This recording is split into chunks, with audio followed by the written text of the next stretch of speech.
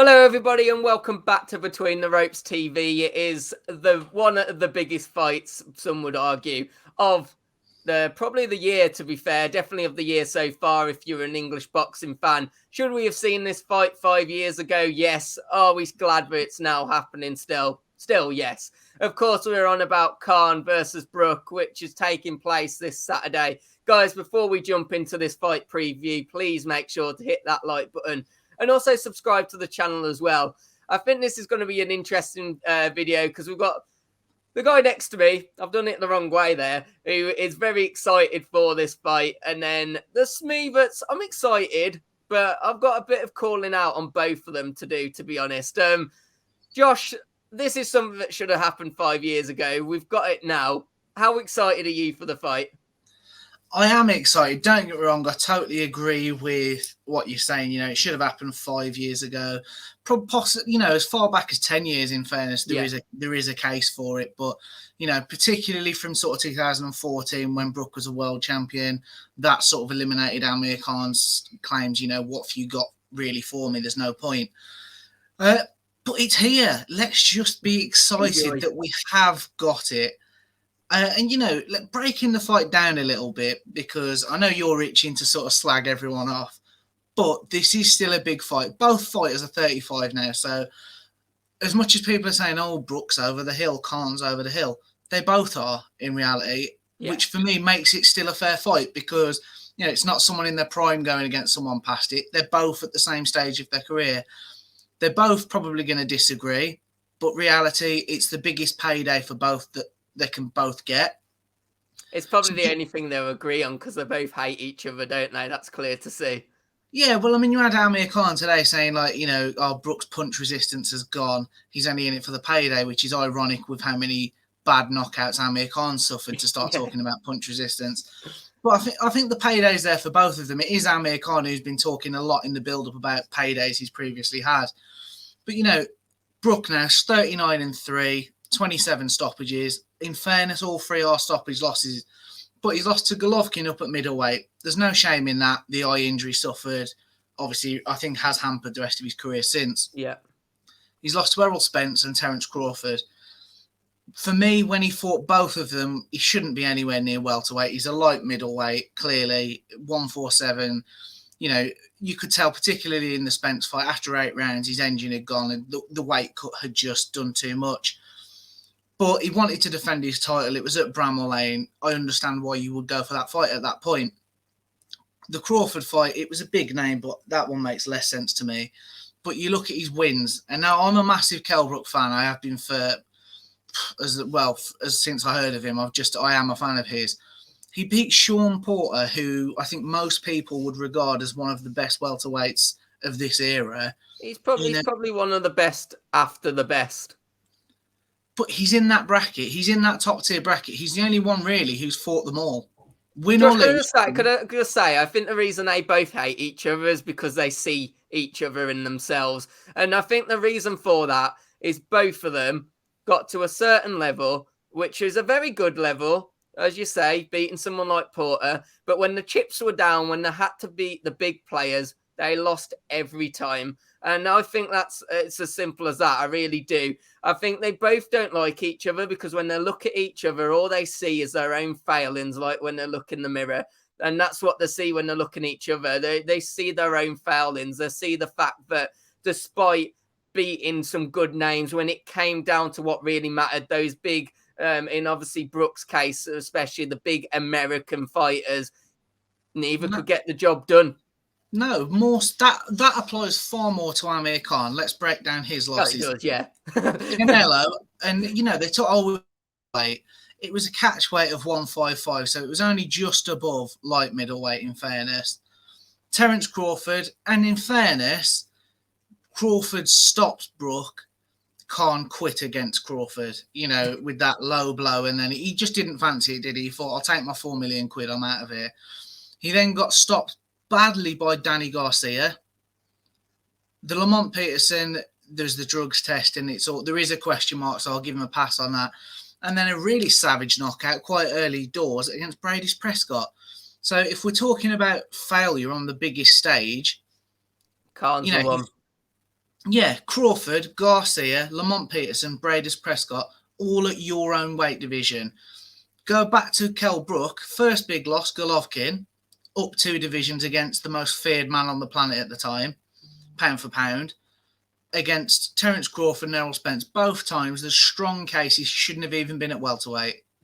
So, in terms of losses, I'm going to say Khan's worse. I will say, in fairness, Khan has the better resume in terms of wins. You know, Marcus Maidana, Paulie Malignaggi.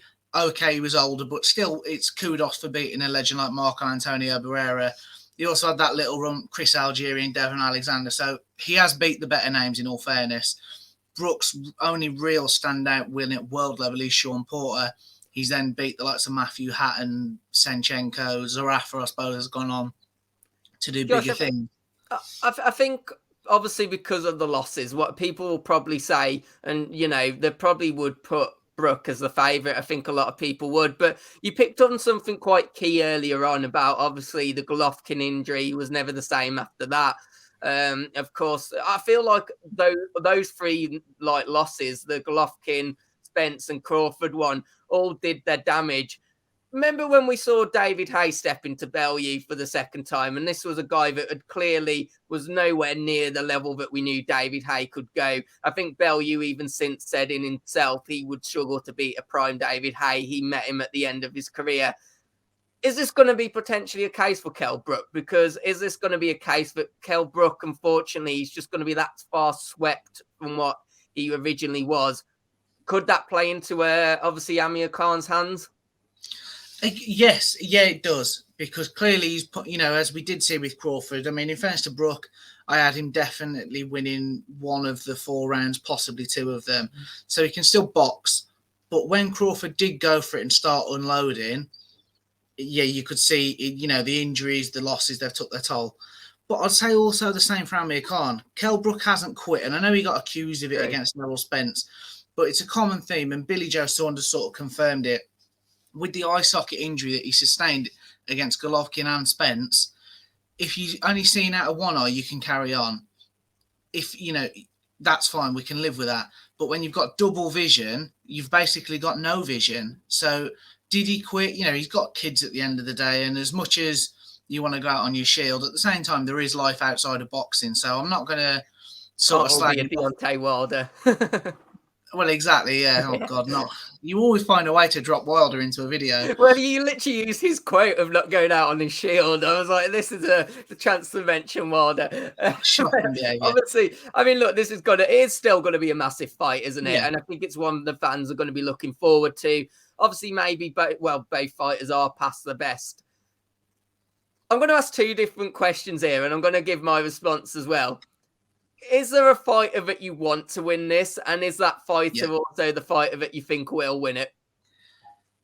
I love you, but I don't like you for asking the 2-pronged question. I want Kell Brook to win. I've been a fan of his for years, but I've got a dodgy feeling that he might get caught with Amir Khan's speed, and Amir Khan will catch him. Khan's speed's not what it was, but I think he might just add too much, sadly, and it genuinely upsets me to actually say that. And there's going to be evidence, it's going to be on the internet. But yeah, I do think Khan might get it, to be fair. I mean, we haven't actually spoke about the terms of resort. I mean, openly, we both know that we're Brook fans. And that's the reason I asked it, because, you know, we obviously wanted to keep it genuine for this. But I just had a funny feeling you might have been in the same camp, because that's what I think. I'll be cheering on Brook. I just have a small feeling that he's just a bit... like he's just gone. He's just not going to be the Kell Brook of what would have been 5 years ago if this fight had happened. And I will say, and I want to say it on record, 5 years ago, Brook knocks him out within inside 4 rounds. And I agree. I will go to war with anybody on that. But nowadays, I think it might be a different tale. Well, if anyone's a Josh hater on this channel and you want to go to war with him, you know how. Comment down below. We're about to go viral. No, I think it's going to be an interesting one. I really do. But I do just have an odd, funny feeling that maybe it will be Khan that does pick up the win.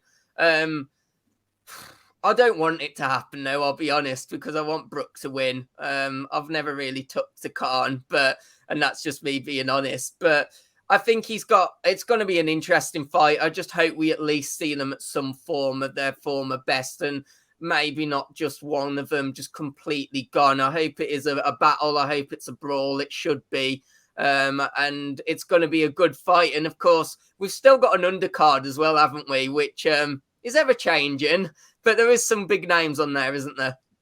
No, there is. I mean, firstly, from a male perspective, probably the biggest thing is Frazer Clarke's professional debut. Obviously, bronze at Tokyo in the Olympics last year, the rearranged Olympics. He's 30, though, and as much as that was a big signing for Sky Sports and Boxer, needs to be moved quickly against an unnamed opponent, but I'm sure we'll see the usual heavyweight debut. We've then got Natasha Jonas finally getting her third world title shot. I'm excited about that one. No, I am. I'm one question mark, which sort of adds to the intrigue, in fairness. It's for the WBO super welterweight title, vacant title now. How will that weight carry? Obviously, we've seen her in, lightweight, super feather. And so I'm intrigued to see how she carries the weight. But let's all get behind Miss Team GB. I wanted to win this world title finally. Bradley Rhea, local Manchester lad. He's looking to go 12-0. Then Vidal Riley of internet fame, also of boxing fame. Yeah, KSI trains KSI as well, of course, which I think a lot of people will know him from. But of course, he is in action, actually fighting himself at the weekend. He is, yeah. You've also then got brothers Adam Azim and Hassan Azim. They're in action against unknown people. But it's a decent card, I think. Don't get me wrong. I do think for the pay-per-view at 19.95, should it be a bit stronger? Possibly. Really, there's a few fights, when they've not got opponents, it's a little bit ropey, isn't it? But, it's a pay-per-view. Let's be honest, we'll still be ordering it. Yeah. And I think it is one of those that the main event sells it, which is obviously what they're banking on. But no, I'm excited for it. Another weekend of big-time British boxing. Yeah, definitely. And it's good to have these shows back. Guys, as usual, as I said at the start, please make sure to hit that like button, subscribe as well. The support at the moment has been brilliant. I'm not even sure how many subs are on now to push towards our next target because they just keep growing. But help us out, help them grow a bit more. We're going to set 1,000 our next target. So keep going, help us out towards that. And hopefully we'll see you on the reaction on Saturday night. Yeah. Oh, there's more to come before then, Scott. But yeah, we'll see you on the next one.